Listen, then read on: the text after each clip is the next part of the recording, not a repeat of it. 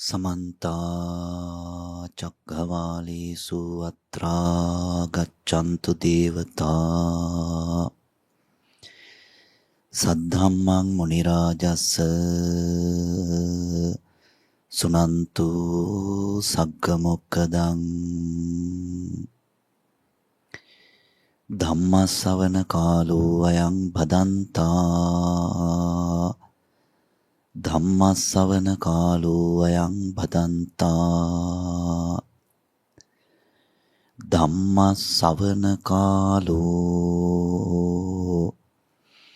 අයං භදන්තා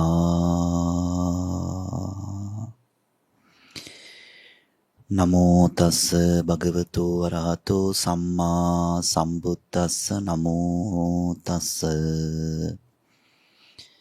භගවතු වරහතෝ සම්මා සම්බුද්දස්ස නමෝ තස්ස භගවතු අරහතෝ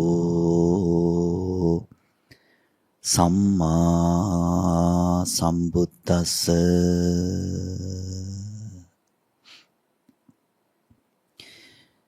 කායේන සංවරෝ සාධු සාධු වාචාය සංවරෝ මනසා සංවරෝ සාධු සාධු සම්බත්ත සංවරෝ සම්බත්ත සංවතෝ ලජ්ජී රක්ඛිතෝති පෞච්චති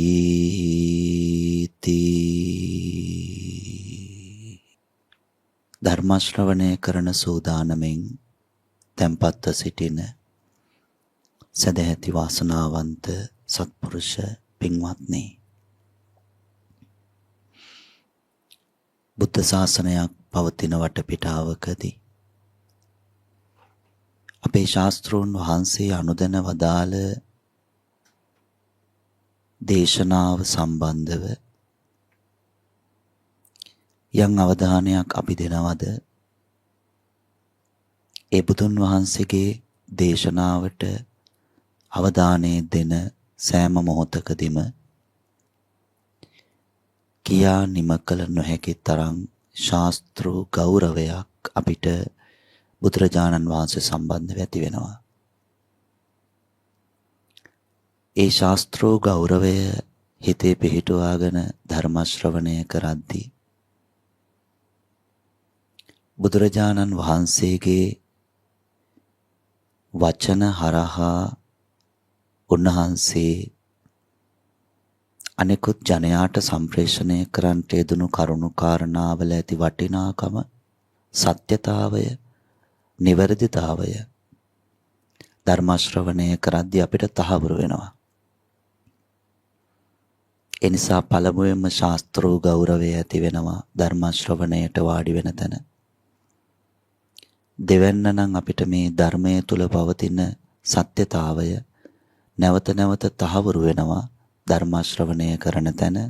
එතනදී ධර්ම ගෞරවයත් ආධ්‍යාත්මය තුල උපදිනවා.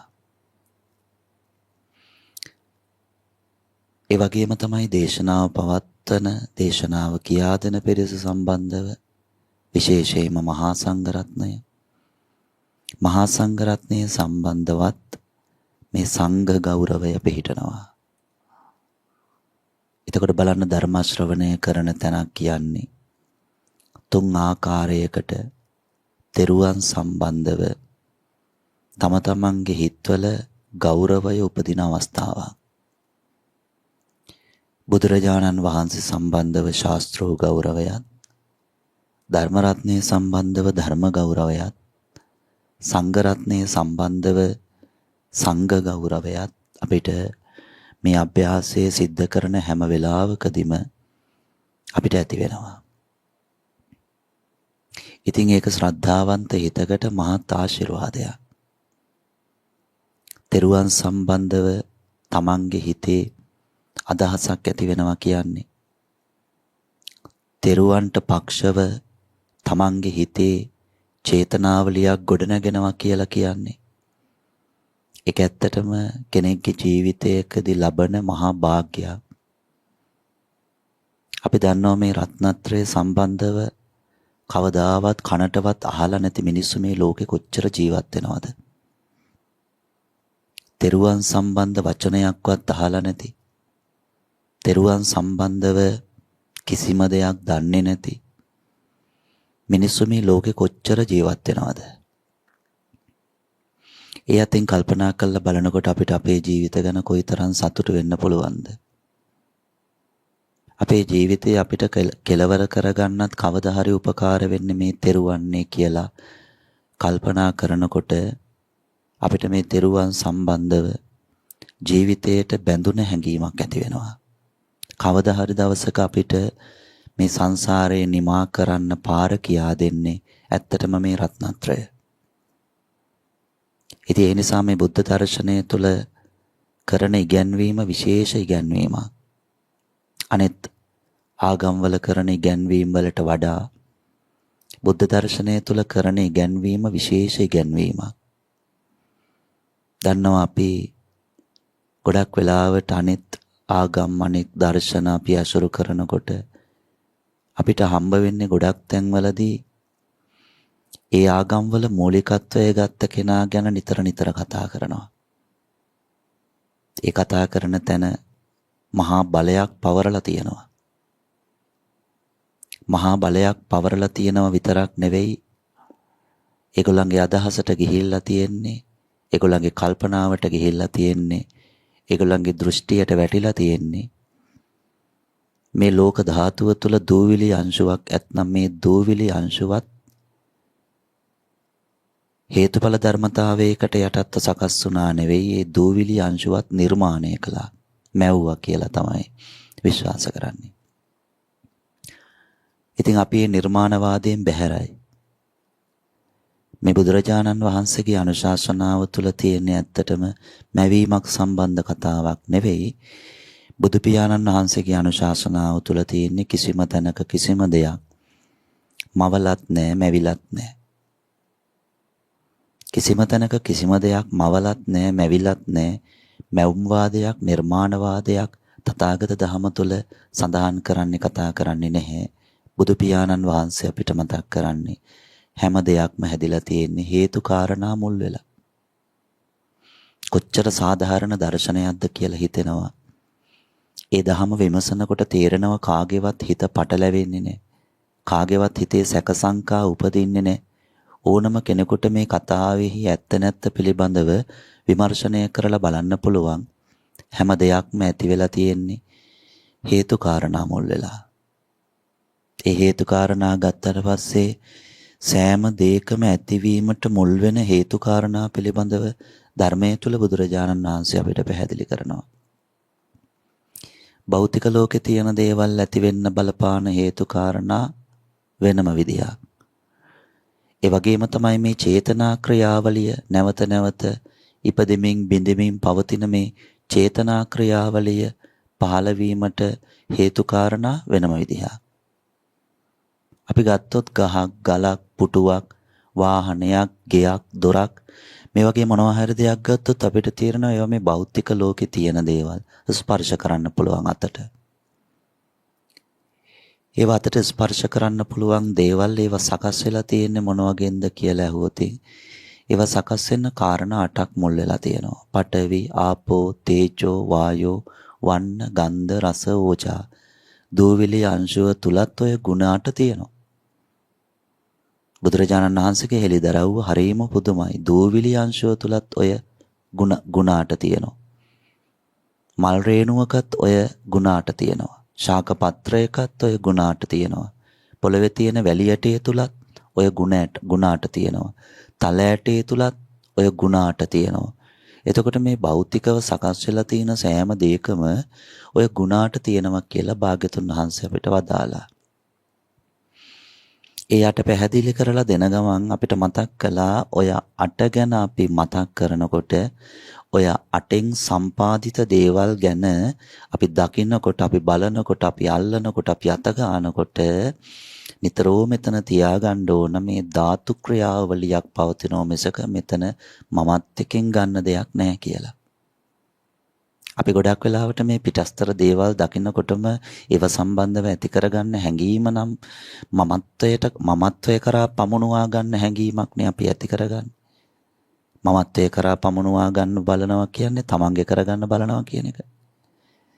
අපේ ළඟ නැති මොනවා හරි දෙයක් අපි දකිනකොට අපිට නිතරම තේරෙනවා ඒ නැති දේවල් දකිනකොට නැති දේවල් තමන්ගේ කරගන්න හිත ගොඩක් තැන්වලදී බලනවා.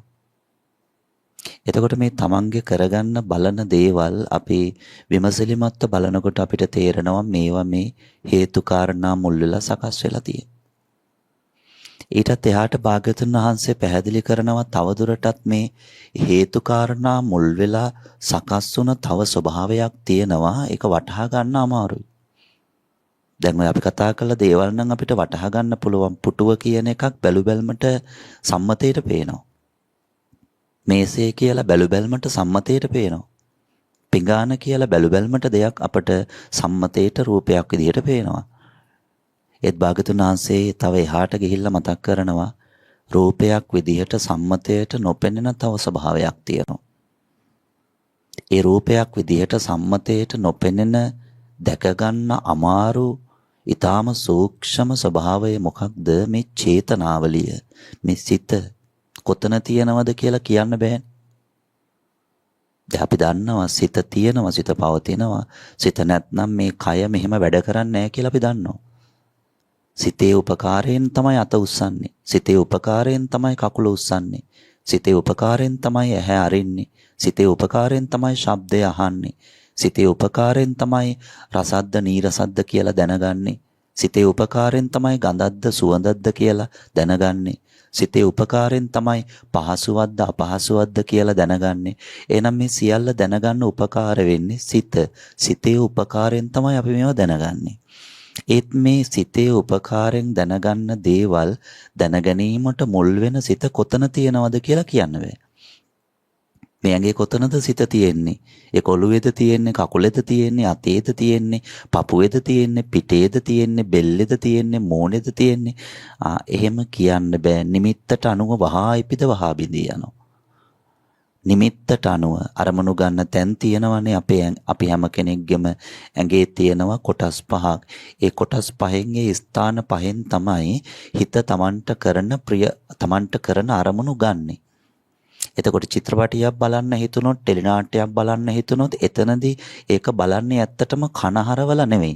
කනහරවල චිත්‍රපටියක් බලන්න බෑ. කනහරවල ටෙලිනාට්‍යයක් බලන්න බෑ. එතකොට ඒ රූපරාමු පෙළ ඇතුළට ගන්න උපකාර කරගන්නේ මොකක්ද? S2. දොරක්නේ S2. S2 දොරක්. S දොර. හිතට අරමුණු ගන්න, හිතට නිමිති ගන්න උපකාර වෙන එක දොරක් S2. එතකොට ශබ්දයක් කම්පනයක් ඇහෙනකොට ඒක හිතට ගන්න උපකාර කරන්න දොර S2 නෙවෙයි. S2කින් ඒක කරන්න බෑ. S2ට අදාළ කාර්යයෙන් පිට වෙන කිසිම දෙයක් S2ට කරන්න බෑ. S2කින් කරගන්න පුළුවන් කාර්යය තමයි දැක බලා ගැනීම. ඒ අදාළ කාර්යය හැර වෙන කිසිම දෙයක් S2කින් කරන්න බෑ. එතකොට අපි හිතමු යම් කම්පනයක්, යම් ශබ්දයක්, යම් හඬක් නිකුත් වෙනවා නම් කොතන හරි තැනකින් දරුවාගේ හඬ හරි දරුවා කතා කරනවා. අම්මගේ හඬ අම්මා කතා කරනවා. තාත්තගේ හඬ තාත්තා කතා කරනවා. ගුරුවරයෙක්ගේ හඬ ගුරුවරයෙක් කතා කරනවා. මේ වගේ එක්ක මිනිස්සෙක් එක්ක සතෙක් කොතන හරි තැනක අපිට එහෙම හඬක් කම්පනයක් නිකුත් වෙනවා නම් ඇත්තට මේක දැක බලා ගන්න හැෙම් බෑ. ඒක දැක බලා ගන්න පුළුවන්කම ලැබෙන්නේ කනෙන්, කන් දොර හරහා. ඉතින් ඒ නිසා මේ හිත කොතනද පහළ වෙන්නේ? නිමිත්තට අනුව පහළ වෙන්නේ. කොතනද ස්ථිරව පිහිටලා තියෙන තැන කියලා අපිට කියන්න බෑ. සමහර වෙලාවකට ඇහි පිහිටනවා. සමහර වෙලාවක කනේ පිහිටනවා. සමහර වෙලාවට නාසෙ පිහිටනවා. සමහර වෙලාවට දිවේ පිහිටනවා. සමහර වෙලාවට ඇඟේ පිහිටනවා. අල්පෙනෙත්තකින් අනිනකොට අල්පෙනෙත්තෙන් අනින වේදනාව දැනගන්නේ ඇඟේ පිහිටනකොට. ඒ වගේම තමයි පිහාටුවක් වගේ දෙයක් අරගෙන ඇඟේ ස්පර්ශ කරනකොට ඒ ස්පර්ශය හරහා දැනෙන සිනිඳුභාවය ඒක දැනගන්නෙත් හිත ඇඟේ පිහිටනකොට. රූපයක් දකිනකොට ඒ රූපය අඳුරගන්නේ හිත ඇහි පිහිටනකොට. ශබ්දයක් ඇහෙනකොට ඒ ශබ්දය අඳුනගන්නේ හිත කනේ පිහිටනකොට. එහෙනම් මේක එක තැනක පදිංචියක් නෑ කියලා අපිට පේනවා, තේරෙනවා. දොරවල් 6ට අදාළ අරමුණට අදාළ නිමිත්තට අනුව වේගෙන් මාරු වෙනවා කියලා අපිට පේනවා. එහෙනම් හිත එක විදිහක පවතින දෙයක් නෙවෙයි, වේගෙන් මාරු වෙන ස්වභාවයකින් යුක්තයි. අපි ගත ගැන යම් දන්නවා යම් අදහසක් යම් අවබෝධයක් අපිට ගත ගැන තියෙනවා. ගත කියන්නේ ඇඟනේ. ඇඟ ගැන යම් අපිට අවබෝධයක් තියෙනවා. ඒක අපිට බලලා ටිකක් තේරුම් ගන්න පුළුවන් මේ ඇඟ එක විදිහකට පවතින එකක් නෙවෙයි වේගවත් ක්‍රියාවලියකට යටත්ව පවතින. මේ ශරීරය මේ රූපය මේ ඇඟ එක විදිහකට පවතිනව නෙවෙයි වේගවත් ක්‍රියාවලියකට යටත්ව මේ ඇඟ පවතිනවා. නමුත් අපිට හිත ගැන එහෙම අදහසක් ගන්න හරි අමාරුයි. ඒක බලන්න නම් ඒක දැක ගන්න නම් ගොඩාක් අපි මේ හිතේ ගමන් වේගය අඩු කරන්න ඕන. මේ හිතේ ගමන් වේගය අඩු කරන්න ඕන. මේ නිමිති ගන්න පුදුම වේගවත්ව හිත ක්‍රියාත්මක වෙනවා. නිමිති අල්ලන් නිමිති අරමුණු කරගන්න පුදුම වේගවත්ව හිත ක්‍රියාත්මක වෙනවා. ඒ නිමිති අල්ලන තැන තමයි ඇලීම් ගැටීම්. ඇලීම් ගැටීම්. ඇහැ හරහාත් ඇලීම් ගැටීම්. කන හරහාත් ඇලීම් ගැටීම්. නාසය හරහාත් ඇලීම් ගැටීම්. කොහොමද නාසය හරහා ඇලීම් ගැටීම් වෙන්නේ? සුවඳයි නම් මනාපයි, ගඳයි නම් අප්‍රියයි. මනාපයි කියන්නේ ඇලීම, අප්‍රියයි කියන්නේ ගැටීම. නාසය හරහාත් ඇලීම් ගැටීම්. එතකොට මේ සිතෙහි ක්‍රියාකාරීත්වය මේ සිතෙහි ක්‍රියාවලිය මේ මාරු වෙන ගතිය අපිට දැක ගන්න නම් අපි ඇඟ දෙස බලනවට වඩා තව සෝදිසි කරලා තව හික්මීමක් සිත දෙස බලන්න අපි පුරුදු පුහුණු වෙන්න ඕන. හික්මීම හදා ගන්න ඕන. ඇඟ දෙස අපි බලලා ගන්න අවබෝධය ඇති කරගන්න යම් හික්මීමක් හිතේ හදා ගන්නවද? හික්මීම කියලා කියන්නේ මේ වේගෙන් දුවන පනින හිතනේ. ඉතින් ඒක අරමුණක් නැහැනේ. පැයක් ගත්තොත් ඒ පැය තුල කොච්චර කාරණාවල් වලට මේ හිත ඇදිලා යනවද? පැයක් ඕනේ නැහැ. අපි විනාඩි 5ක් ගත්තොත් ඒ විනාඩි 5 තුල කොච්චර අරමුණු වලට මේ හිත ඇදිලා යනවද? අනේ නිසා බුදු පියාණන් වහන්සේ අපිට මතක් කරන්නේ ඇත්තටම මේ අරමුණට ඇදිලා යන හිත දැක ගන්න. අරමුණට ඇදිලා යන හිත දැක ගන්න. භාගතුන් වහන්සේ අපිට මතක් කළේ අනුශාසනා කළේ මේකයි. මුලින් අපි බලන්න ඕන එතනමයි. හික්මවන්නනේ අපි මේ හදන්නේ ඇත්තටම. කය හික්මවන්න නෙවෙයි අපි මේ හදන්නේ හිත හික්මවන්නනේ. ඇත්තටම හිතේ හික්මීම හදාගන්න පුළුවන් නම් හිත හික්මවා ගන්න පුළුවන් නම් ආපහු අපිට ඇඟට වෙනම මහන්සියක් ගන්න අවශ්‍ය නැහැ. මේ හිත හික්මවා ගන්න එක එල්ලේම අපිට බැරි නිසා හිත දැක ගන්න අපිට එක එල්ලේම බැරි නිසා තමයි අපි වෙනම ශික්ෂාපද සමාදන් වෙලා පන්සිල් සමාදන් වෙලා අටසිල් සමාදන් වෙලා දසසිල් සමාදන් වෙලා මේ ඇඟ හික්මව ගන්න අපි බලන්නේ අපිට එක එල්ලේම හිතට බැස ගන්න බෑ. හිත දැක ගන්න බෑ. හිත හික්මවා ගන්න බෑ. ඒ නිසා අපි මුලින් මොකක්ද කරන්නේ? අර හිත හරහා ක්‍රියාත්මක වන බාහිර පැවතුම් වල හික්මීම ඇති කරගන්න බලනවා. නමුත් මේ හිතේ ගතිය තමයි නිතරම වේගවත්ව අරමුණු කරා ඇදිලා යනවා. Tamanට පුළුවන් ඒක බලන්න. විනාඩි 5ක් කල්පනාවෙන් අරිනෝ. ඒ විනාඩි 5 කල්පනා වෙන්න ඇරලා විනාඩි 5 අවසාන වෙනකොට Taman බලනවා මේ විනාඩි 5 තුල කල්පනා වුණේ එකම නිමිත්තක් ගැනද? නැත්නම් ඒ නිමිත්ත තුල පවතින දේවල් සම්බන්ධව දොරවල් වලින් දොරවල් වලට හිත වැටුණාද? අර එහෙම දෙයක් තියෙනවා. නිමිත්ත ගැන ඇහැට ආපු නිමිත්තක් නම් ඒ ඇහැට ආපු නිමිත්තේ රූපමය පැත්තම විතරක් නෙවෙයිනේ අපි බලන්න ගන්නෙ. අපි හිතමු දරුවගේ රූපේ කියලා. දරුවගේ රූපෙම විතරක් නෙවෙයි දරුවගේ රූපේ දකින්නකොටම දරුවගේ හඬ ඒ වෙලාවේ ඇහුනේ නැති වුණත් මනසින් සමුදේ වෙනවනේ දරුවගේ හඬ.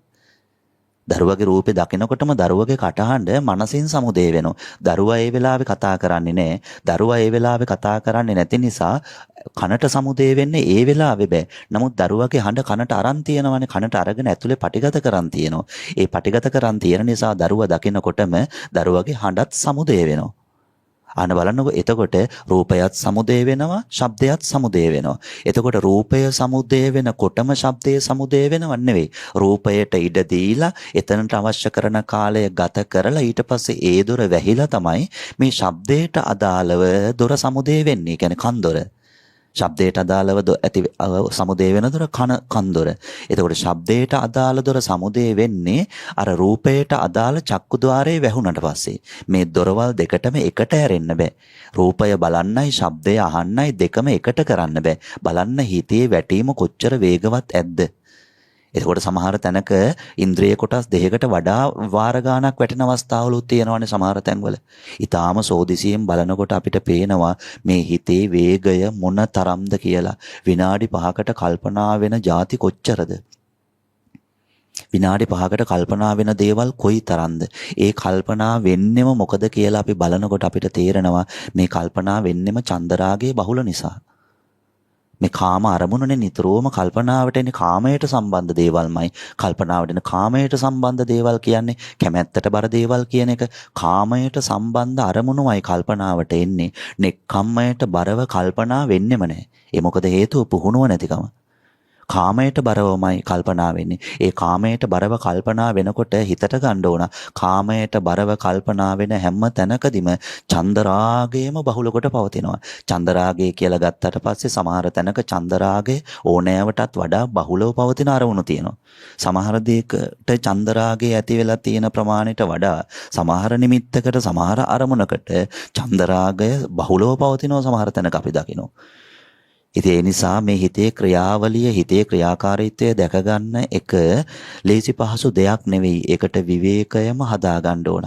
ඒ නිසා අර හවසට බුදුන් වඳින්න ගන්න විවේක කාලය තුලදී ඒ පැය එකහමාරක් එක දිගට ගාථා පිරිත්ම කියලා කටවෙහෙස කරගන්නවට වඩා ටික වෙලාවක් ගාථා පිරිත් කියන එක කරලා ඊට පස්සේ තමන් බලන්න ඕන තමන්ට පොඩි වෙලාවක් සමාධි භාවනාවකට එන්න පුළුවන්ද කියලා. මොකද අපි දන්න කාරණාව එකපාරටම මේ හිතේ තියෙන රළු ගතිය දුරලන්න බෑ කියලා අපි දන්නවා. එහෙම එකපාරටම මේ හිතේ තියෙන රළු ගතිය දුරු කරන්න පුළුවන් නම් නාම රූප ගැන කොයි තරම්නම් මේ ධර්මදේශනාවල කියවෙනවද? නාම රූප ධර්මවල උපාදානීය සම්බන්ධව කොයි තරම් කියවෙනවද? ඒත් අපිට තාම මේ නාම රූප සම්බන්ධව ඇති කරගෙන තියෙන හැඟීම ගොඩාක් ස්වල්පයිනේ පින්වත්නි. අඩුයිනේ ඇති කරගෙන තියෙන හැඟීම. ඒ මොකද හේතුව අර හිතේ රළු ගතිය තාම වැඩි හින්දා. ඒ නිසා යම් සමාධියකට Tamanට එන්න පුළුවන් නම් ඒ සමාධිය තවදුරටත් උපකාර වෙනවා මේ නාම රූප ධර්මවල යථා ස්වභාවය අවබෝධ කරගන්න. නාම රූප ධර්මවල උපාදානයේ නිසාමයි පින්වතුනි අකුසල් රැස් වෙන්නේ. නාම රූප ධර්ම වලට උපාදානය වෙන හින්දාමයි අකුසල් රැස් වෙන්නේ. එතකොට මේ නාම රූප ධර්ම උපාදානය වෙන්නේ කොහෙන්ද? නාම රූප ධර්ම උපාදානය වෙන්නේ ආයතන ටික හරහා. එහෙනම් Taman පරිස්සම හදා ගන්න ඕන ආයතන ටික ගැන. මේ ඔක්කොම පව් රැස් වෙන්නේ කොහෙන්ද? මේ ඔක්කොම අකුසල් රැස් වෙන්නේ කොහෙන්ද? පින් වේවා, පව් වේවා, ධාන වේවා මේවා සේරම රැස් වෙනව නේද මනසට? රැස් වෙන්නේ කොහෙන්ද? අපි රැස් කිරීම කියලා කියනකොට ගොඩක් වෙලාවට ගන්නේ භෞතික දේවල්. ඉඩම් රැස් කරනවා, ගෙවල් රැස් කරනවා, වාහන රැස් කරනවා, සල්ලි රැස් කරනවා, ළමයි රැස් කරනවා, වතු පිටි රැස් කරනවා. අපි නිතරම මේ රැස් කිරීම කියලා ගත්තට පස්සේ අපි ගන්නේ මේ බාහිර පේන දේවල් ටිකක්. නමුත් ඇත්තටම ධර්මයත් එක්ක අපි ඇතුළට යනකොට අපිට තේරෙනවා මේ බාහිර රැස්කිරීමක් ගැන නෙවෙයි ඇත්තටම මේ චේතනාවලිය හරහා ගැඹුරට කතා කරනකොට කතා කරන්නේ. බාහිර රැස්කිරීමක් ගැන නෙවෙයි ඇත්තටම මේ කතා කරන්නේ. ගෙවල්, දොරවල්, යාන වාහන, ඉඩ කඩන් ඒ සම්මත නාම මාත්‍රික දේවල්. සම්මත නාම මාත්‍රික දේවල්. අපි බලන්න ඕන මේ චේතනාවලිය හරහා මේ සම්මත නාම මාත්‍රික දේවල් වලට බැඳෙන නිසා මේ චේතනාවලිය වේගවත්ව ක්‍රියාත්මක වන චේතනාවලිය. අපි කිව්වා කයත් වේගවත්ව ක්‍රියාත්මක වෙන්න තත්වයක් මෙතන තියෙන්නේ. ඇඟ වේගවත් ක්‍රියාවලියකට යටත්වයි මේ පවතින්නේ. ඒ වේගවත් ක්‍රියාවලිය සිද්ධ වෙන නිසා අපිට ප්‍රකට වෙනව නේද ඇඟ වයසට යනවා කියලා. ඇඟ එක විදිහකට, එක ක්‍රමයකට, එක ගානකට, එක හැඩයකට, එක උසකට, එක පළලකට හැමදාම පවතින්නේ නැහැ කියලා අපිට තේරෙනවා. ඒ තේරෙන හැම තැනකදීම කෙස් ගහෙන් වුණත් Tamante වැටහීම ගන්න පුළුවන් නම් මේ ඇඟ හැම මොහොතකම වේගවත් ක්‍රියාවලියකට යටත්වමයි පවතින්නේ. ඒකට කියන්නේ විපරිණාමයනේ. ඒකට කියන්නේ විපරිණාමය. විපරිණාම ධර්මය අවබෝධ කරගන්න කියලානේ ධර්මයේ තුලත් අපිට පැහැදිලි කරලා දෙන්නේ. එතකොට මේ ඇඟ සෑම මොහොතකදීම ඔරලෝසුව දිහා බලාගෙන, තප්පර කටුව දිහා බලාගෙන Tamante ඒ ගැන අදහස ගන්න පුළුවන්. මේ තප්පර කටුව ගමන් කරන වාරයක් ගානෙම ඇඟ වේගවත් ක්‍රියාවලියකට යටත්වයි පවතින්නේ. මොකද්ද මේ වේගවත් ක්‍රියාවලිය? ජරා ධර්මතාවය කියන ක්‍රියාවලියට යටත්නේ. ඉතින් ඒක මොන ජාතියක, මොන ආගමක, මොන රටක, මොන ප්‍රදේශයක, මොන පළාතක, මොන ප්‍රාන්තයක ඉපදුනත් මේ ධර්මතාවය ඉපදෙන සෑම කෙනෙක්වම බැඳගෙන, අල්ලගෙන, බදාගෙන පවතිනව නේද? උපන්නනම් උපන්නා වූ සත්වයාව බැඳගෙන මේ ජරාවට පත්වීම කියන ක්‍රියාවලිය පවතිනව නේද? කාටවත් පුළුවන් ද මේ ධර්මතාවෙන් බැහැරව ජීවිතය තියාගන්න? ගෙවෙන්නේ නැතුව, වයස්ගත වෙන්නේ නැතිව ජීවිතේ තියාගන්න පුළුවන්ද? අපිට තේරෙනවා එහෙම කරන්න බෑ. එහෙනම් මේ රූපය, මේ කය, මේ ජීවිතය වේගවත් ක්‍රියාවලියකට යටත්ව පවතිනවා. වේගවත් ක්‍රියාවලියකට යටත්ව පවතිනවා. එහෙනම් අපිට තනියෙන් පවතිනවා තියෙනවා කියන වචනය අරන් කතා කරන්න බෑ. ඇඟ ගැන කතා කරනකොට අපි කිව්වට මේ ඉන්නවා කියන වචනේ කිව්වට ඇත්තටම තනි වචනයක් විදිහට තියෙනවා කියන වචනය මේ ඇඟ තියෙනවා මම ඉන්නවා මේ තියෙනවා කියන වචනය ඉන්නවා කියන වචනය තනි වචනයක් විදිහට අරන් කතා කරන්න බෑ. මොකද හේතුව මේ ඇඟ තියෙනවා කියලා පෙනුනට මේක පේන වෙලාවෙත් වේගවත් ක්‍රියාවලියකට යටත්වයි අපිට මේ පේන්නේ. මේ රූපය වේගවත් ක්‍රියාවලියකට යටත්වයි පවතින්නේ. ආන්න එතන හොඳට සෝදිසි කර බලනකොට සතිපට්ඨාන සූත්‍රය තුල භාග්‍යතුන් වහන්සේ අවවාද කරන කායානුපස්සනාව වැඩෙන්න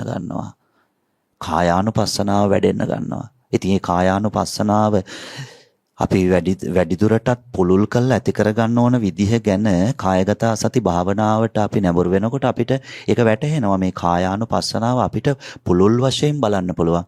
ඒ පුළුල් වශයෙන් බලලා අපි කායානුපස්සනාවෙන් එහාට යනකොට අපිට අන්තිමට පේනවා මේ වැඩ කරන ශරීරය කවදා හරි දවසක නතර වෙනවා. මේ වැඩ කරන ශරීරය ඇත්තටම Tamanට වැඩ කරනව නෙවෙයි අනුන්ට වැඩ කරන ශරීරය. එහෙම ගත්තොත් ඒක හරි. 99%ක් නිවැරදි. Tamanට වැඩක් කරගන්න ශරීරය නෙවෙයි අපි හොඳට බැලුවොත් එහෙම මේ අනුන්ට වැඩ කරන ශරීරය. උදේ ඉඳන් රෑ වෙනකම්ම අනුන්ටමයි වැඩ කරන්නේ. මේ අනුන්ට වැඩ කරන ශරීරය දවසක නතර වෙනවා. මේක හැමදාම මේ මැෂින් එක වැඩ කරන්නේ නෑ. මේ අනුන්ට වැඩ කරන ශරීරය Taman ගැන හිතන්නේවත් නැතුව Tamanට මොකද වෙන්නේ? Taman මෙතනට ආවේ ඇයි? Tamanට මෙතනින් යන්න වෙනව නේද? Taman ගැන හිතන්නේවත් නැතිව අනුන්ටම වැඩ කරන ශරීරය කවදා හරි දවසක නතර වෙනවා. කායානුපස්සනාවෙන් අපි එහාට පැහැදිලි කරන් යනකොට අපිට පේනවා අපිට වැටහෙනවා අර කවදා හරි දවසක නතර වෙන ඇඟට නතර වුණාට පස්සේ මොකද වෙන්නේ කියලා බුදු පියාණන් වහන්සේ පැහැදිලි කරනවා. නතර වෙනකම් මොකද වෙන්නේ කියලාත් පැහැදිලි කරනවා. එතකොට භාගතුන් වහන්සේ පැහැදිලි කරනවා ඊමස්මින් කායේ මේ ඇඟේ තියෙන්නේ මේ අපි හදාගත්ත නමක් නෙවෙයි. ඒ නමට එහා දෙයක් මේකේ තියෙනවා. මේ නම අපි දාගෙන තියෙන්නේ කොටස් වශයෙන් තියෙන එකතුවකට. කේසා, ලෝමා, නකා, දන්තා ආන්නේ කොටස් වශයෙන් පවතින ටික බුදුරජාණන් වහන්සේ වෙන් කරලා පෙන්නලා අපිට පැහැදිලි කරනවා මේ කොටස් වශයෙන් පවතින ටික එකතුවක්ව පේන තැනට අපි නමක් දාගෙන තියෙනවා. ඒ කොටස් වශයෙන් පවතින කොටස් ඇතුළත පවතින්නේ මොනවද කියලාත් භාගතුන් වහන්සේ පැහැදිලි කරනවා. කොච්චර විචිත්‍රවත් ධර්මයක්ද බුද්ධ ධර්මය. ඒ කොටස් වශයෙන් මෙන්න මේවා පවතින්නේ කියලා අත්තීමස්මින් කායේ කේසා ලෝමා නකා දන්තා කියලා මේ විදිහට පැහැදිලි කළා. ඒ කොටස් වශයෙන් පවතින දේවල් තුල පවතින්නේ මොනවද කියලා පැහැදිලි කරන තැන පඨවි ආපෝ තේජෝ වායෝ කියලා භාගතුන් වහන්සේ මතක් කරනවා. ඉතින් මේ යම් දවසක මේ මැෂින් එක මේ හිත පැනලා ගියාට පස්සේ මේ කය නතර වුණාට පස්සේ ඒක කවුරුත් බාරගන්නේ නැහැ. ඒක ගෙනහිල්ලා ඇදලා දාන්නේ සොහොනට. සොහොනට ඇදලා දැම්මාට පස්සේ සොහොනේදී මොකද වෙන්නේ කියලාත් බුදුරජාණන් වහන්සේ මතක් කරනවා. ආන්න සිහි කල්පනාවෙන් බලනකොට සොහොනේදී වෙන ටිකත් අපිට හොඳට මනසින් දැක ගන්න පුළුවන්. කවදා හරි දවසක අත් කටු එක පැත්තකට, කකුල් කටු එක පැත්තකට, කොඳුනාරටිය තව පැත්තකට, බෙල්ල කටුව තව පැත්තකට, මූණු කටු තව පැත්තකට, ඔලු කටුව තව පැත්තකට. මේ ඇඟේ අන්තිමට ඉතුරු වෙලා තියෙන්නේ අපිට පේන කටු ගොඩක් විතරයි කියලා. මහා තත්ත්වයක් දීලා මහා වටිනාකමක් දීලා මම ඉන්නවා මට තියෙනවා කියලා මේ ඇඟේ කොටස් ගැන කොච්චර හිත පිම්බෙනවද සමහර තැන්වලදී මේ ඇඟේ කොටස් ගැන කොණ්ඩේ දිගට තියෙනවා නම් දිගට ඇති කොණ්ඩේ ගැන පිම්බෙනවා. මූණ ලස්සනට තියෙනවා නම් ලස්සනට මූණ තියෙනවා කියලා පිම්බෙනවා. නියපොතු ටික කාටවත් නැති විදිහට වෙනස් විදිහට පිළිවෙලකට තියෙනවා නම් ඒ පිළිවෙල ගැන පිම්බෙනවා. එතකොට මේ අපි ඕනෑවට වඩා මේ හිතට අරගෙන පිම්බෙන ශරීරේ අන්තිමට ඉතුරු වෙන්නේ කටු ගොඩක් විතරයි කියලා භාගතුන් වහන්සේ මතක් කරනවා. අට්ටි පංජරය ඇට පඳුරක් විතරයි අන්තිමට ඉතුරු වෙන්නේ. ඇත්තට මේ ඇට පඳුරත් ඉතුරුව පවතින්නේ නැහැ. ඇටපඳුරත් ඉතුරුව පවතින්නේ නැහැ. හරියට අර අපි ගමන් බිමන් යනකොට දැකලා තියෙනවා පින්වතුනි ඔය පාරේ විකුණන්න තියෙනවා බොම්බයි මොටයි කියලා જાතියක්. අර රෝස පාටට කූරක් වටේට ලොකුවට බෝලේ වගේ රවුමට පිපෙන්න හදලා shopping bag වල දාලා තියෙනවා අපි දැකලා තියෙනවා ඔය ගමන් බිමන් යනකොට. ඇත්තටම මේක අරගෙන ටික වෙලාවක් අපි shopping bag එකෙන් ඒක අයින් කරලා අපි ඒක ටිකක් මේ හුළඟට නිරාවරණය වෙන්න සැලැස්සුවොත් මොකද වෙන්නේ කියලා බලන්නකෝ. අරකේ අර පිම්බිලා තියෙන ගතිය සම්පූර්ණ අයින් වෙලා ඒක හුළං ගතියත් එක්ක මිශ්‍ර වෙලා ඇකිලිලා යනවා. ඇකිලිලා ගියාට පස්සේ අපිට පේනවා අරකේ තිබුණ අර රැවුල් ලොකුවට තිබුණ ටික විනාඩි 10ක් 15ක් 20ක් මේ හුළඟට නිරාවරණය වෙන්න ඇරියට පස්සේ ඇකිලිලා යනවා. ඇකිලිලා ගිහිල්ලා නතර වෙන්නේ නැහැ. ඊට පස්සේ අර කෝටුවේ ඉතුරු වෙන්නේ මොනවද? අර සීනි වලින් මේක හදලා තියෙන්නේ. ආන්න අර සීනි වගේ ටිකක් කෝටුවේ ඉතුරු වෙනවා. ඒ ටිකත් අන්තිමට අපි දන්නවා ඉතුරු වෙන්නේ නැහැ. ඒ ටිකත් ඕනනම් හුළඟට දිය කරලා අර කෝටුවේ එහෙම කිසිම දෙයක් නැති තැනට කෝටුව ගන්නත් පුළුවන්. එතකොට අපිට තේරෙනවා අර මහා පිම්බිල්ලකින් පුම්බලා තිබුණට අන්තිමට මෙතන තියෙන්නේ මේ කෝටුවේ රඳවණයක් වගේ දෙයක්. කෝටුවේ රඳවලා. ඉතින් ඇත්තටම ඇඟ ගැන කල්පනා කරනකොට අපිට බලා ගන්න පුළුවන්කම තියෙනවා ඇත්තටම මේ අස්ති පඳුර නැත්නම් මේ ඇට පඳුර වටා ඇතිච්ච නහර ගොඩක්, මස් ගොඩක්, හම ගොඩක් එහෙම නේද මේකේ තියෙන්නේ කියලා අපිට සෝදිසි කරලා බලනකොට පේනවා. ඒ දැකීම තමන් ගන්නකොට, ඒ දර්ශනය තමන් ගන්නකොට මේ මතු පිට සිවියට වහ වැටෙන ගතිය සම්පූර්ණම අයින් වෙනවා. සම්පූර්ණම අයින් වෙනවා. එතකොට මේ සොහොන් පොළ වත්තේ ඉතුරු වෙන අස්ති කොටස් ටිකට මොකද වෙන්නේ? ඒකත් ඉතින් ওই CC එකට විසි වෙලා තියෙනවා වල දාන්න නැතුව ගොඩ දාලා තිබුණොත් එහෙම. ඒ කියන්නේ මිනිහ ගොඩට උඩ මේ පොළොව මතු පිටට විසි කරලා තිබුණොත් ඔය අද වල දාන්න දාගත්තට ඉස්සර ඔය කනත්තර ගිහිල්ලා විසි කරලා දාන එකනේ කරන්නේ ඉතින්. අද වල දාන්න අරගෙන තියෙන්නේ මොකද? ගෙවල් දොරවල් වල ප්‍රමාණය වැඩි. ඉතින් සොහොන් පොළ වත්ත වටේත් ගෙවල් දොරවල් මේක කුණු වෙන්න ගත්තොත් එහෙම වටේ මිනිස්සුන්ට ඉන්න බෑ. ඒ නිසා අඩි 6ක් විතර පොළවට යට කරනවා. ඉතින් අඩි 6ක් යට කළත් ඉතින් මේ මස්ලේ නහර ආදී ඔක්කොම ඇඟේ තියෙන ඔක්කොම උරාගත්තට පස්සේ අන්තිමට හාරලා බලනකොට අපිට පේනවා කෑලි කෑලි වලට 4 අතට විසිරලා තියෙන ඇට කොටසක් විතරක් මෙතන ඉතුරු වෙලා තියෙනවා කියලා. ඉතින් ඒකත් එහෙම්මම පොළවට තියෙන ඇරියට පස්සේ කාලයක් යනකොට ඒ ඇට කොටසත් පොළවට පස් වෙලා යනවා. අන්තිමට වලලපු තැනක්වත් හොයාගන්න නැති වෙනවා. එතකොට රූපය නමින් අපි මහා උද්දාමයක් හදාගෙන හිටපු මේ தত্ত্বයට අන්තිමට වෙන්නේ අන්න ඒ ටික. ඒ නිසා බුදුරජාණන් වහන්සේ අපිට රූපය පැහැදිලි කරනකොට පැහැදිලි කරන්නේ නම් මේ රූපය වේගවත් ක්‍රියාවලියකට යටත්වයි පවතින්නේ. ඒ අවබෝධයමයි සිත ගැන ගන්නත් ඕන. රූපය වේගවත් ක්‍රියාවලියකට යටත්වයි පවතින්නේ. ඒකයි මේ වයස්ගත වීමක් වෙන්නේ.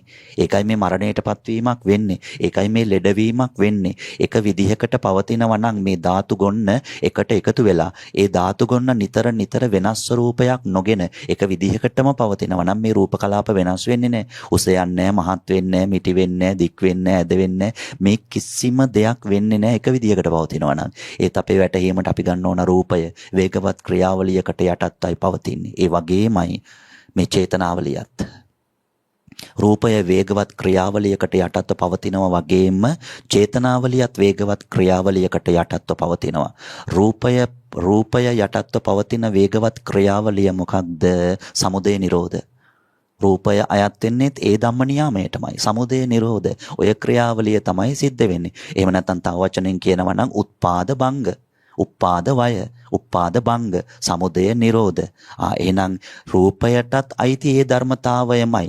නමුත් සමහර තැනක භාග්‍යතුන් වහන්සේ උත්පාද ටිති භංග කියලා ටිති කියන වචනයකොත් භාවිත කරනවා. ඒ ටිති කියන වචනේ භාවිත කරන්නේ මොකද?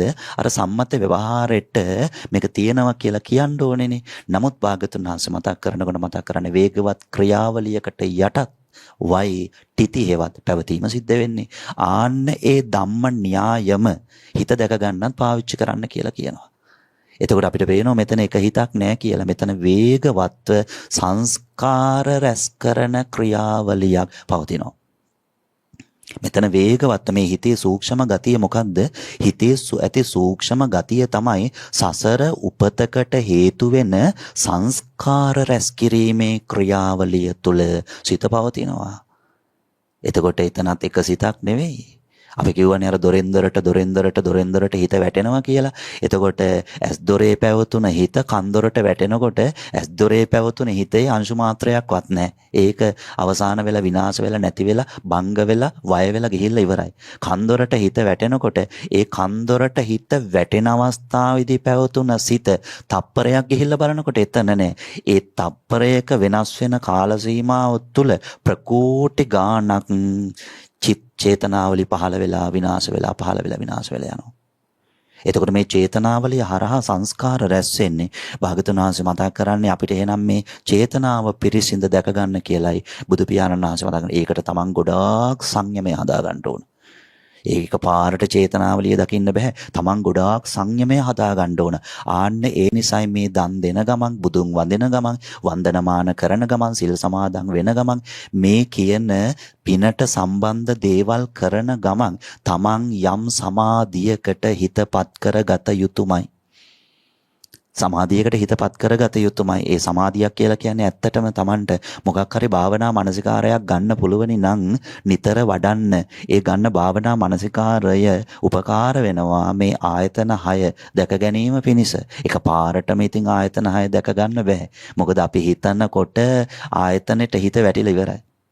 අපි බලන්න හදනකොට ආයතනෙට හිත වැටිලා එතන රැස් කරගන්න ඕන කර්ම සංස්කාර සේරම රැස් කරගෙන ඉවරයි. අපි බලන්න හදනකොට අපි මෙහෙම හිතමුකෝ, කවුරු හරි කෙනෙක් අපිට බනිනකොට ඔන්න ඒ බැනුම් මඬ ඇහෙනකොටම මමත්වය තියෙන නිසා, සක්කාය දිට්ඨිය තියෙන නිසා මේ මට බනින්නේ කියලා මෙතන නැති මමෙක් ගැන හැඟීමක් හදා ගන්නවා. ධර්මයට අනුව බලන්න ඕනේ ඇත්තටම මෙතන මම කියලා එකක් තියෙනවද කියලා. මම කියන එකක්ද මෙතන තියෙන්නේ? එහෙම නැත්නම් මෙතන රූප කලාප ගොනුවක්ද තියෙන්නේ කියලා බලන්න ඕන. ඒ රූප කලාප ගොනුවට අවිද්‍යාව නිසා හිත දාගත්ත නම තමයි මම. රූප කලාප ගොනුවට අවිද්‍යාව නිසා, මෝහය නිසා හිත දාගන්නව නමක් මම. ඒත් හරියට බැලුවොත් එහෙම එකම තැනකවත් හිත දාගත්ත ඒ නම කිසිම තැනක දිගට පැවතිලා නැහැ. දෙවියන් අතර තිපදුනහම දෙවියා මම. මිනිස්සු අතර තිපදුනාට පස්සේ මිනිස්සෙක් මම. තිරිසනෙක් අතර තිපදුනාට පස්සේ තිරිසනා මම. ඒ හැම තැනකදීම මම කියන හැඟීම යනවා. කටින් කියන්න බැරි වුණාට තිරිසනාටත්, පණුවටත්, මදුරුවටත්, මැස්සටත් මම කියන හැඟීම තියෙනවා අර රූපය සම්බන්ධව. ඇත්තට මේ රූපය සම්බන්ධව හැඟීම අරන් තියෙන චේතනාවෙන් බැලුවට පස්සේ අපිට තේරෙනවා මේ රූපය නෙවෙයි මම කියලා අරන් තියෙන්නේ. චේතනාව මම කියලා අරන් තියෙන්නේ. මොකද අපිට හොඳටම පැහැදිලි වෙනවා ධර්ම මාර්ගය තුල යනකොට මම නමින්, මගේ නමින් මේ රූපේ අංශුවක්වත් ගන්න බෑ. මොකද මගේ නමින් ගන්න, මම නමින් ගන්න මේ රූපය එක තප්පරයක්වත්, එක මොහොතක්වත් පවතින්නේ නැහැ. එක මොහොතක්වත් පවතින්නේ නැහැ. එතකොට මේ පවතින්නේ නැති මේ සකස්ව පවතින මේ අංශු වලින් එකට එකතු වෙලා සකස් වෙලා තියෙන හේතු කාරණා මුල් වෙලා සකස් වෙලා තියෙන මේ හැඩයට හිත කියනවා මම කියලා. අහන්නේ නිසා මම බින්දින්නමයි මහන්සි වෙන්න ඕන.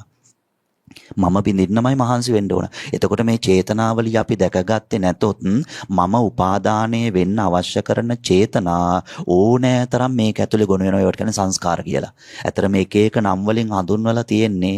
පින්වතුනි මේ චේතනාවලිය හඳුන්වන්නමයි මේ එක එක නම් භාවිත කරලා තියෙන්නේ. චේතනාවලිය හඳුන්වන්න. එතකොට මේ ආයතන 6ට එන අරමුණු වලට නිතරම චේතනා පහළ කරනවා. සමහර තැනකදී රාග චේතනා, සමහර තැනක ද්වේෂ චේතනා. රාග ද්වේෂ චේතනා පහළ කර තව රැස් කරන්නේ මොනවද? කර්ම සංස්කාර රැස් කරනවා. කර්ම සංස්කාර රැස් කරනවා. ඉතින් ඒ නිසා බුදු පියාණන් වහන්සේ අපිට මතක් කරේ එහෙනම් මේ චේතනාවලිය දැක ගන්න, මේ චේතනාවලිය තුලවන රැස් කිරීම නතර කරන්න බලන්න කිව්වා. ආන්න එතන තමයි කොනිවනට හැරෙන්නේ. චේතනාවලිය තුල සිද්ධ වෙන රැස් කිරීමට ඇති කැමැත්ත. ඒක නතර කරගන්න බලන්න කිව්වා. ඒකට නම් අවිද්‍යාව දුරු වෙන්න ඕන. ඉතින් අවිද්‍යාව ටික ටික දුරස් වෙනකොට, මෝහය ටික ටික දුරස් වෙනකොට තමයි Tamanට තේරෙන්නේ ඇත්තටම මේ රැස්වීම පවතින්නේ චේතනාවලිය හරහා කියලා. ඉතින් ඒ නිසා අකුසල් සියල්ල රැස් කරන්නේ චේතනාවලිය හරහා. පින් සියල්ල රැස් කරන්නේ චේතනාවලිය හරහා. පව් සියල්ල රැස් කරන්නේ චේතනාවලිය හරහා. ධාන සියල්ල රැස් කරන්නේ චේතනාවලිය හරහා. එතකොට ධාන කියන්නේ චේතනා, පින් කියන්නේ චේතනා, පව් කියන්නේ චේතනා. ඉතින් අර චේතනාවලිය ඒතන ක්‍රියාත්මක වෙන විදිහට ඒක ඉතින් අපි හඳුන්වනවා නමකින්. ඇත්තටම බැලුවොත් අපිට තේරෙනවා මේ චේතනාවලිය හඳුන්වන්න තමයි මේ ඔක්කොම නම් පාවිච්චි කරලා තියෙන්නේ. සතෙකුට වතුර ටිකක් දෙන තැන එතනදී ඉපදුන චේතනාව පිනට සම්බන්ධ චේතනාව, පුණ්‍ය චේතනාව. සතෙකුට පොළු කෑල්ලක් ගල් කැටයක් අරගෙන ගහන තැන එතන ඇති වෙන චේතනාව පවට සම්බන්ධ චේතනාව. ඒක පාප චේතනාවක්. භාවනා අරමුණකින් ධානයක් වගේ තැනක් හිතට ගන්නකොට එතකොට ඇති වෙන්නේ ධාන චේතනා, ධාන අරමුණු. එහෙනම් අපිට තේරෙනවා මේ චේතනාවලිය හරහායි කර්ම රැස් කරන්නේ. එක වෙලාවකදී කොසල් මහ රජතුමා බුදුරජාණන් වහන්සේ මුණ ගැහෙන්න ඇවිල්ලා මේ සම්බන්ධව විශේෂ හෙළිදරව්වක් කරනවා බුදුරජාණන් වහන්සේ ඉදිරිපිට.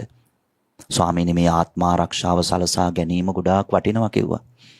අපි ගොඩාක් මහන්සි වෙන්න ඕන ආත්මාරක්ෂාව සලසා ගන්න ස්වාමීනි. තමන්ගේ ආරක්ෂාව සලසා ගන්න ස්වාමීනි. අපි ගොඩාක් මහන්සි වෙන්න ඕනේ කිව්වා. ඒ කියන්නේ කොසල් රජතුමා ටිකක් ඉන්න ගමන් මේ චේතනාවලිය සම්බන්ධව කල්පනා කරලා තියෙනවා. ඒ කල්පනා කරනකොට කොසල් රජතුමාට මේ ඇතිව නැතිව යන චේතනාවලිය සම්බන්ධව අදහසක් ඇති වෙනවා. ඒ ඇති වුණ අදහස බුදුහාමුදුරන්ට ඇවිල්ලා ඉදිරිපත් කරනවා. ඉදිරිපත් කරන්නේ කොහොමද? ස්වාමීනි නිතරම මේ චේතනාවලිය අසංවර පැත්තට බරයි කිව්වා. නිතරම මේ චේතනාවලිය අසංවර පැත්තට බලයි කිව්වා. සංවර පැත්තට නෙවෙයි, නිතරම චේතනාව බර අසංවර පැත්තට. අපිට උනත් තේරෙනව නේද? අපේ හිතේ ඇතිවන අසංවර බව අපි ප්‍රකට කරන අවස්ථා තියෙනවා. කටින් සමහර වෙලාවට ප්‍රකට කරනවා. හිතේ අසංවරකම කටින් ප්‍රකට කරනවා. ඒ කටින් ප්‍රකට කරනකොට, කටින් මතු කරනකොට, කටින් ඉදිරිපත් කරනකොට, වචන හරහා එළියට දානකොට සමහර තැනකදී අපි අම්මා කියලා බලන්නේ. සමහර තැනක තාත්තා කියලා බලන්නේ. සමහර තැනකදී ගුරුවරයෙක් කියලා බලන්නේ. හාමුදුරුවෝ කියලා බලන්නේ. එහෙම කිසිම වග විභාගයක් නැතිව හිතේ අසංවරකම එළියට දානවා. අපි ඕනතරම් දැකලා තියෙනවා. මොන වගේන්ද හිතේ අසංවරකම එළියට දාන්නේ? වචන හරහා. හිතේ අසංවරකම එළියට දාන්නේ මොනවා හරහාද? වචන හරහා. හිතේ අසංවරකම ඇත්තටම එළියට දාන්නේ වචන හරහා විතරද? නෑ, ඇඟ හරහාත් එළියට දානවා. හිතේ අසංවරකම ඇඟ හරහාත් එළියට දානවා, වචන හරහාත් එළියට දානවා. ඇඟ හරහා එළියට දාන්නේ කොහොමද?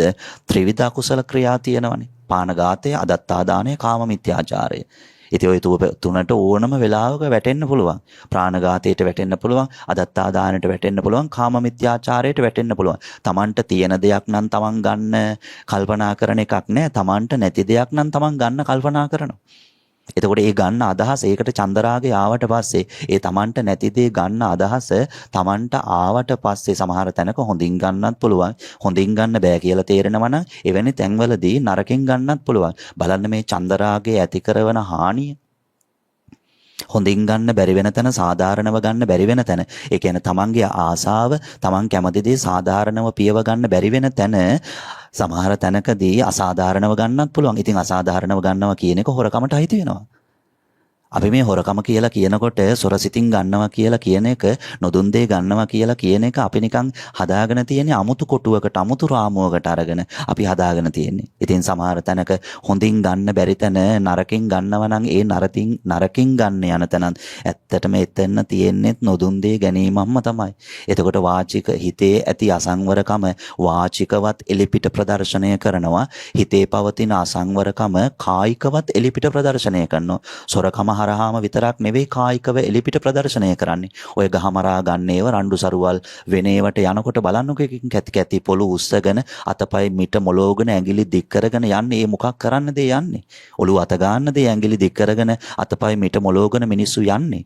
වැට මායිම් වලට, වැට කඩුළු වලට, දේපොළ වලට, සල්ලි වලට, ගහේ තියෙන ගෙඩි කොළ වලට ඕවට අතපය දික් කරගෙන අතපය මිට මොලෝගෙන යන්නේ. ඒ ඔළුව අත ගන්නද කරුණාවන්තකමද ඒ ප්‍රදර්ශනය කරන්නේ? නෑ, ඒ යන්නේ හිංසනයට. ඒ යන්නේ හිංසනයට. අර යන වේගයට පාරක් ගහන්න අවස්ථාවක් ආවොත් නොගහ හැරිලා එනවද? නෑ, ගහනවා. Tamanට දැක ගන්න අමාරුනොත් මේ චේතනාවලිය Taman ගොඩාක් අකුසල් රැස් කර ගන්නවා. ඒ නිසා සිතින් අකුසල් රැස් කරනවා, කයින් අකුසල් රැස් වෙනවා, වචනයෙන් අකුසල් රැස් වෙනවා. බුදුරජාණන් වහන්සේ ඉදිරිපිට කොසල් රජතුමා මතක් කරනවා, ස්වාමීනි කොච්චර අනාරක්ෂිතයිද අපේ මේ ජීවිතය. ස්වාමීනි අපේ මේ ජීවිතය කොච්චර අනාරක්ෂිතයිද. වචනෙන් අකුසල් රැස් වෙනවා නම් වචනෙන් අකුසල් රැස් වෙන ජීවිතයක් කොච්චර අනාරක්ෂිතයිද. කායිකව අකුසල් රැස් වෙනවා නම් කායිකව අකුසල් රැස් වෙන ජීවිතයක් මොනතරම් අනාරක්ෂිතයිද. මානසිකව නිතරම අවිද්‍යාවට සම්බන්ධ, අවිද්‍යාව, ව්‍යාපාදයේ, මිත්‍යා දෘෂ්ටිය, මේ වගේ චේතනාවල් නම් නිතරම හිත පිරලා තියෙන. ඒ වගේන්න සමහර වෙලාවට සමහර කෙනෙක් සත්තු මරන්න යන්නේ, හොරකම් කරන්න යන්නේ, රණ්ඩු සරුවල් කරන්න යන්නේ. හැබැයි ඒත් නිතරම හිතේ තෘෂ්ණාවෙන්මයි දවස ගත කරන්නේ. හිතේ තෘෂ්ණාවෙන්මයි. එතකොට බුදු පියාණන් වහන්සේ ඉදිරිපිට කොසල් රජතුමා මතක් කරනවා, ස්වාමීනි භාග්‍යවතුන් වහන්සේ, මිනිස්සු බාහිරින් මොනතරම් ආරක්ෂාව සංවිධානය කරගෙන තිබුණත් මේ ආධ්‍යාත්මික ආරක්ෂාව සලසා ගත්තේ නැතොත්, සකස් කරගත්තේ නැතොත් මොනතරම් අනාරක්ෂිතද මේ මිනිස්සු කියලා මට හිතෙනවා ස්වාමීනි කියලා කොසල් මහ රජතුමා බුදු පියාණන් වහන්සේට මතක් කළා. ආන්න ඒකයි මේ ආයතන 6 දැක ගන්න කියන්නේ. සෑම පවක්ම එකතු වෙන්නේ ආයතන 6න්. සෑම පවක්ම හිතට ඇතුල් වෙන්නේ ආයතන 6න්. ආයතන 6 දැකගත්තේ නැතොත් පව් රැස් වෙන එක නතර වෙන්නේ. අපි කොච්චර පන්සිල් සමාදන් වුණත් පව් රැස් වෙන එක නම් නතර වෙන්නේ. කොච්චර පන්සල් සමාදන් වුණා පව් රැස් වෙන එක නතර වෙන්නේ නැහැ. එහෙනම් පව් රැස් වෙන එක නතර වෙන්න නම් ඒ සමාදන් වෙන සීලය සම්බන්ධව සිහිය පිහිටන්න ඕන. ඇත්තටම ශික්ෂාපද සම්බන්ධව නෙවෙයි සිහිය පිහිටන්න ඕන. ශික්ෂාපද සම්බන්ධව අපිට දැන් ඕන තරම් සිහිය තියෙනවනේ. පාණාතිපාතා ශික්ෂාපදේ දැන් අපි කටින් කියන්න දන්නවනේ. ඒ අපේ සිහිය ඒක තියෙන හින්දානේ. අදින්නානා ශික්ෂාපදේ අපිට දැන් කටට පුරුදු වෙලා කියන්න බැරිද? ඒක අපේ සිහිය තියෙන හින්දානේ. එහෙනම් මේ ශික්ෂාපද පේලියකට අකුරු පේලියකට නෙවෙයි. ඇත්තටම සිහිය පිහිටවන්න ඕන. මේ ශික්ෂාපද පේලිය මේ අකුරු පේලිය හරහා අපි කියන එක ඇත්තටම වෙන්නේ ආයතන ටික හරහා. එහෙනම් බුදුරජාණන් වහන්සේ ඉදිරිපිට කොසල් රජතුමා මතක් කරන්නේ මේ අකුසල් ගොනුව එකට රැස් වෙන්නේ ආයතන හරහා. මේ කයෙහි අසංවර භාවය, වචනේහි අසංවර භාවය, සිතෙහි අසංවර භාවය සෑම වෙලාවකදීම ප්‍රකට කරන්නේ ආයතන හරහා. ඒ නිසා කොසල් රජතුමා භාග්‍යතුන් වහන්සේට මතක් කරනවා ස්වාමීනි, අපි කොයිතරම් බාහිරින් ආරක්ෂාව සකස් කරගෙන තිබුණත් ස්වාමීනි මේ ආධ්‍යාත්මික ආරක්ෂාව තමන් පිහිටුවා ගත්තේ නැතොතින් අපි පුදුම අනාරක්ෂිත ජීවිතයක් ගත කරන්නේ. අනාරක්ෂිතව අපි ජීවත් වෙන්නේ. එහෙනම් යම් කෙනෙක් මේ ඉන්ද්‍රිය සංවරයෙන් තොරව ජීවත් වෙනවා නම් ඇත්තටම ඒ ජීවිතය අනාරක්ෂිතයි. මොකද පස්පව් පැත්තටම දසකුසල් පැත්තටම බරව කටයුතු කරනවා. අර අපි ධර්මයත් එක්ක නැඹුරුවම ඉන්න හින්දා දැන් අපිට සිහිය පිහිටලා තියෙනවා. මේ දස අකුසල් මගෙන් නොවිය යුතුයි. ඒ අදිෂ්ඨානය අපි අරන් තියනවා දැන්. මේ දස අකුසල් මගෙන් නොවිය යුතුයි. බුදුරජාණන් වහන්සේත් අනුශාසනා කරන සෑම තැනකදීම සබ්බපාපස්සකරණං කියන ගාථාව ඇතුළු කොට ඇති. අනුශාසනා කළ සෑම තැනකදීම ධම්මපදයේ පාප වග්ගය, චිත්ත වග්ගය මේ වග්ග ඇතුළු කොට ඇති. සෑම තැනකදීම බුදුරජාණන් වහන්සේත් අපිට මතක් කරලා තියෙන්නේ මේ ආයතන හයෙහි සංවරභාවය හදාගන්න බලන්න කියලා. ආයතන 6 හරහාමයි නැවත සසර තමන්ව යවන්නේ ආයතන 6. ඒ නිසා ආයතන 6 සංවරභාවයේ යම් කෙනෙක් හදාගන්නවද අන්න එයා ආධ්‍යාත්මික ආරක්ෂාව පිහිටුවා ගත්තා වෙනවා. ආධ්‍යාත්මික ආරක්ෂාව කොසල් රජතුමා භාගතුන් වහන්සේට මතක් කරන්නේ ස්වාමීනි, ඇත් වැටකින් ආරක්ෂාව හදාගත්තත්, අසුන් වැටකින් ආරක්ෂාව හදාගත්තත්, රිය සමූහයකින් ආරක්ෂාව හදාගත්තත්, පාබල පිරිස එකතු කරගෙන ආරක්ෂාව හදාගත්තත්, ඒ කියන්නේ යුද්ධ බටයෝ තමන්ගේ ආරක්ෂාවට යන තැන තමන් එක්ක යන්න ආරක්ෂාවට යුද්ධ බටයෝ හදාගත්තත් කොසල් රජතුමා බුදුරජාණන් වහන්සේට මතක් කරනවා ස්වාමීනි, මට නිකන් ඉන්න ගමන් කල්පනා වුණා මේ එකම ආරක්ෂාවක්වත් හරි ආරක්ෂාවක් නෙවෙයි. මේකම ආරක්ෂාවක්වත් හරි ආරක්ෂාවක් නෙවෙයි. මේ වටේට අපි දාගෙන තියෙන එකම ආරක්ෂාවකින්වත් අපේ ඇතුළත ආරක්ෂා කරන්න බැහැ ස්වාමීනි කියලා මට වැටහෙනවායි කිව්වා. මේ පිටින් දාලා තියෙන එකම ආරක්ෂාවක් හරහාවත් අපේ ඇතුළත ආරක්ෂා වෙන්නේ නැහැ කියලා මට වැටහෙනවා ස්වාමීනි කියලා බුදුරජාණන් වහන්සේට මතක් කළා. ඉතින් පිටින් අපි කොච්චර ආරක්ෂාවල් දාගෙන තියෙනවද අපේ ජීවිතවලට? ගෙයක් හදාගෙන ඒ ගේ වටේ තාප්පයක් ලොකුට ගහන්නේ මොකටද? ආරක්ෂාව නිසා. ගෙයක් හදාගෙන ඒ හදාගත්ත ගෙදරට දොර ජනෙල් දාන්නේ මොකද? ආරක්ෂාව නිසා. ඒ වටේට උසට ගහන තාප්පේ වටා වෙනම කැමරා පද්ධතියක් හයි කරගන්නේ මොකටද? ආරක්ෂාව සඳහා. ඒ කැමරා පද්ධතිය හයි කළත් මදි තැන තව සිකියුරිටි කරන්න එක්කෙනෙක් හෝ දෙන්නෙක් හෝ තුවක්කුවක් අතැතිව ඇතුල් වෙන ගේට්ටුව ළඟට ඇතුල් වෙන දොරකඩ ළඟට තියන්නේ මොකටද? ආරක්ෂාව සඳහා. ওই ටික සේරම මදි තැනත් සමහර වෙලාවට ජීවිතයට ලක්ෂ ගානක කෝටි ගානක ඉන්ෂුරන්ස් එකක් අපි දාගන්නේ මොකද? ආරක්ෂාව සඳහා. කොසල් මහ රජතුමා මතක් කරනවා මේ බාහිර ආරක්ෂාවල් එකක්වත් නියම ආරක්ෂාව නෙවෙයි ස්වාමීනි කියලා බුදුරජාණන් වහන්සේට මතක් කරනවා කොසල් රජතුමා. ඒ වෙලාවේ භාග්‍යවතුන් වහන්සේ කොසල් රජතුමාගේ අදහස ඊටාම නිවැරදි කියලා ප්‍රකාශ කළා. කොසල් රජතුමාගේ අදහස මේ බාහිර ආරක්ෂාව සලසා ගන්න නෙවෙයි අපි වැඩිපුර මහන්සි වෙන්න ඕන මහරජතුමනි. අපි වැඩිපුර උත්සාහවත් වෙන්න ඕන ආධ්‍යාත්මික ආරක්ෂාව, මේ ඇතුළත ආරක්ෂාව ගොඩනගා ගන්නයි කිව්වා. මොකද මේ ඇතුළත ආරක්ෂාව තමන් හදාගත්තේ නැතොතින් ඒ ඇතුළත ආරක්ෂාව හදාගන්නේ නැති තාක්කල් තමන් මේ සසර ගමන තුල යෙදෙනවා කිව්වා. සසර ගමන තුල යෙදෙනවා කිව්වා. එහෙනම් ඇතුළත ආරක්ෂාව ගන්නවා කියන්නේ අකුසල් වලින් බැහැර වෙනවා කියන එක. හිත අකුසලයට නැමෙන්න නොදී හිත කුසල පක්ෂයට නම්‍යශීලී කරනවද? ආන්න ඒක ආධ්‍යාත්මික ආරක්ෂාවයි.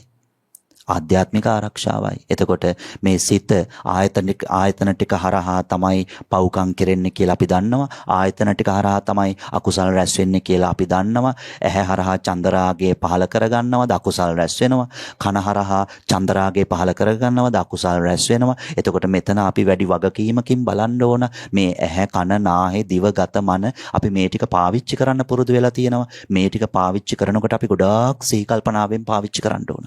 මොකද සිහි කල්පනාවෙන් පාවිච්චි කළේ නැතොත් මේ ආයතන හරහාම තමයි අර චේතනාවලිය සකස් වෙන්නේ. ඔය ආයතන හයටමයි චේතනාවලිය සකස් වෙන්නේ. වෙන චේතනාව සකස් වෙන්න වෙන ලෝකයක් වෙන තැනක් නැහැ. මේ ආයතන හයට තමයි චේතනාව සකස් වෙන්නේ. මේ චේතනාවලිය නැවත ක්‍රියාත්මක වෙමින් ගමන් කරන්නේ මේ ආයතන හය හරහා. ඒ නිසා මේ ආයතන හයේ සංවර භාවයමයි ආධ්‍යාත්මික ආරක්ෂාව කියලා බුදුරජාණන් වහන්සේ මතක් කළේ. ඉතින් ඒ නිසා කුසල රජතුමා භාග්‍යතුන් වහන්සේට මතක් කරනකොට ස්වාමීනි මේ බාහිරින් සලස ගන්න ආරක්ෂාව සලසා ගැනීම පිණිස නෙවෙයි අපි වැඩිපුර මහන්සි වෙන්න ඕන. පුළුවන් තරම් මේ චේතනාවලිය තුළ එකතු වෙන අකුසල් සංස්කාර දුරු කරගන්නයි අපි මහන්සි වෙන්න ඕන. අපි සිහිය උපදවා ගන්න ඕන කියලා බුදුරජාණන් වහන්සේට කුසල රජතුමා මතක් කළ තැන භාග්‍යතුන් වහන්සේ කුසල රජතුමාගේ ඒ අදහස ඊටාම නිවැරදි කියලා බුදුරජාණන් වහන්සේ කුසල රජතුමාගේ ඒ අදහස යහපත් ඊටාම නිවැරදි කියලා භාගතුන් වහන්සේ තෙන්ද ප්‍රකාශයක් කළා. එහෙම ප්‍රකාශ කළ බුදු පියාණන් වහන්සේ අපි මේ මාතෘකා කළ ගාථා දේශනාව ඒ අවස්ථාවේදී කොසල් මහ රජතුමා ඉදිරිපිටේ පිරිසට දේශනා කළා. එනම් කායේන සංවරෝ සාදු සාදු වාචාය සංවරෝ මනසා සංවරෝ සාදු සාදු සබ්බත් සංවරෝ. හැම අතින්ම Tamanට සංවර වෙන්න පුළුවන් නම් ආන්න ඒ සංවර භාවයමයි ආරක්ෂාව කිව්වා. එහෙනම් කයෙන් මොන වෙලාවකදීවත් දුෂ්චරිතයක් වෙන්න දෙන්නේ නැහැ කියලා අදිෂ්ඨාන කරගන්න. වචනයෙන් මොන වෙලාවකදීවත් දුෂ්චරිතයක් දුසිරිතක් වෙන්න දෙන්නේ නැහැ කියලා අදිෂ්ඨාන කරගන්න. සිතට මොන වෙලාවකදීවත් දුෂ්චරිතයක් දුසිරිතට නැඹුරු බර චේතනාවක් පහල කරගන්න මම උත්සාහ කරන්නේ නැහැ. පහල වෙන්න එනවනම් මම ඒක සිහියෙන් දැකලා නැති කරනවා කියන අදිෂ්ඨානය ඇති කරගන්න ඕන. ආන්න එතකොට සබ්බත්ත සංවතෝ ලජ්ජේ රක්කිතෝති පෞච්චති පසින්ම රැකුණා වෙන්නේ එවිටයි කියලා බුදුරජාණන් වහන්සේ මේ ගාථා දේශනාවෙන් අනුශාසනා කළා. ඉතින් නිවන් බලාපොරොත්තු වෙන කෙනෙක් නම් බුද්ධ මාර්ගය සාක්ෂාත් කරගන්න යම් කෙනෙක්ට අවංක අදහසක් ඇතිව පවතිනවා නම් ඒ අවංක අදහස් ඇති කරගෙන ඉන්න සෑම කෙනෙක්ම මේ ආයතන හය හරහා අකුසල් රැස් වෙනවා කියලා දැනගෙන ඒ අකුසල් රැස්වීම නතර කරන්න සෑම කෙනෙක්ම සම්මා වායාමයේ දියුණු කරගත යුතුයි කියලා භාග්‍යතුන් වහන්සේ සිද්ධ කළා වූ අනුශාසනාවට කොසල් මහ රජතුමා නම් ප්‍රධාන කොට ඇති එදා ධම් සභා මණ්ඩපයේ තුල රැස්ව සිටි පිරිස සාදුකාර දීලා ඒ අනුශාසනාව ඉස්මුදුනෙන්ම පිළිගන්නට යෙදුණා. ඉතින් බුදු පියාණන් වහන්සේ මේ අනුශාසනාව සිද්ධ කරේ කෝසල සංයුත්ත නිකායේ කෝසල සංයුත්තේ අත්තරක්කිත සූත්‍ර දේශනාව තුලයි මේ ගාථා දේශනාවෙන් කොසල් මහ රජතුමා ප්‍රධාන පිරිසට අනුශාසනා කරන්නට යෙදී. එහෙමනම් අපි මේ විදිහට කල්පනා කරගමු. සමන්ත චක්කවාලේසු කියන දේවතා ආරාධනාව සිද්ධ කරනවා සමග අල්පේශාක්‍ය මහේශාක්‍ය සම්‍යක් දෘෂ්ටික ඉෂ්ට දේවතාවරු දේවතාවියන් ප්‍රදාන දතරාෂ්ට විරෝධ විරූපාක්ෂ වෛශ්‍රවණ යන සතරවරම් දේවරජ දරුවන් සතර දෙනා වහන්සේලා ඇතුළුව දෙදෙව්ලොවට අධිපති සක්‍ර දේවේන්ද්‍රයාණන් ප්‍රධාන පින් කැමැති වන සියලුම දෙවියන්ට අපි එකට එකතු වෙලා රැස් කරගත්තා වූ පින් කුසල් අනුමෝදන් කරමු. අනුමෝදන් වෙත්වා පුණ්‍යානුමෝදනාවන් ලබන දෙවියන්ගේ දේවානුභාව සම්පත් වැඩේවා. දිව්‍ය අසීසුරු සම්පත් වැඩේවා. දායක පින්වතුන් ප්‍රධාන කොට ඇති ධර්මානුශාසනාව ශ්‍රවණය කළ ශ්‍රාවක පින්වතුන්ගේ ජීවිතවලට අභිවෘද්ධිය පිණිස සුභ සිද්ධිය පිණිස ආරක්ෂාව පිණිස වැඩි දියුණුව පිණිස කල්යාණ මිත්‍රත්වයෙන් දෙවියෝ පිහිටාදාර වෙත්වා. දෙවියන්ට නිවන් සම්පත් සාක්ෂාත් වේවා කියලා ප්‍රාර්ථනා පිහිටවමු. ධර්මානුශාසනාව ශ්‍රවණය කළ ලොකු කුඩා ශ්‍රාවක පින්වතුන්ටත් ගරුතර මහා සංඝරත්නයටත් අපගේ ආචාර්ය උපාධ්‍යයන්න් වහන්සේලාටත් ඔබ අපි හැමදෙනාගේම මව්දෙමව්පියන්ගේ ජීවිතවලටත් අපටත් මේ පින් කුසල්වල බලවත් ආශිර්වාදය ලැබේවා. කායික නිරෝගී භාවය මානසික සුවපත් භාවය ඇතුව තව බොහෝ කාලයක් මේ මනුස්ස ජීවිතේ පූර්ණාංශ වින්දනය කරමින් දම් පින් කරන්නත් පින් කුසල් වඩන්නත් ධර්ම ශ්‍රවණය කරන්නත් හිතගත නැඹුරු වේවා. තුනුරුවන් සරණින් සුවපත් වේවා කියලා ආශිර්වාද පිහිටවනවා. ධර්මානුශාසනාව ශ්‍රවණය කළ සිප්සතර හදාරන දුවා දරුවන්ටත් සිද්ධ කරන අධ්‍යාපන කටයුතු හොඳින් සිද්ධ කරගන්නට නැනනුවන පහළ වේවා කියලා ප්‍රාර්ථනා පිහිටවනවා. අවසාන වශයෙන් ධර්මානුශාසනාව ශ්‍රවණය කළ පින්වතුන්ටත් ධර්මානුශාසනාව පවත්වන්නට යෙදුන අපටත් සම්මා සම්බුද්ධත්වය, පසේ බුද්ධත්වය, මහරහත් භාවය කියන තුන්තරා බෝධියෙන් ඔබ ප්‍රාර්ථනා කරන අරමුණු කරන අප ප්‍රාර්ථනා කරන අරමුණු කරන නිර්වාණ බෝධියක් වෙනවද? එකී නිර්වාණ බෝධියට පැමිණ ජාතියක්, ජරාවක්, ව්‍යාධියක්, මරණයක් නැති සදාකාලික සුව ඇති අමා මහ නිවනින් සැනසීම පිණිස මේ මහානිසංසදායක කුසල කර්මය හේතු වේවා, වාසනා වේවයි සිතා සාදර සිතින් යුක්තව චිත්ත ප්‍රීතියෙන් සාදු කියා පින් අනුමෝදන් විය යුතුය. ආකාසට්ටා ච බුම්මට්ටා දේවා නාග මහිද්దికා පුඤ්ඤන්තං අනුමෝදිතා චිරන් රක්칸තු ශාසනං. ආකාසට්ටා ච බුම්මට්ටා දේවා නාග මහිද්దికා පුඤ්ඤන්තං අනුමෝදිතා චිරන් රක්칸තු ශාසනං. ආකාසට්ටා ච බුම්මට්ටා දේවා නාග මහිද්దికා පුඤ්ඤන්තං අනුමෝදිත්වා චිරන් රක්칸තු ශාසනං.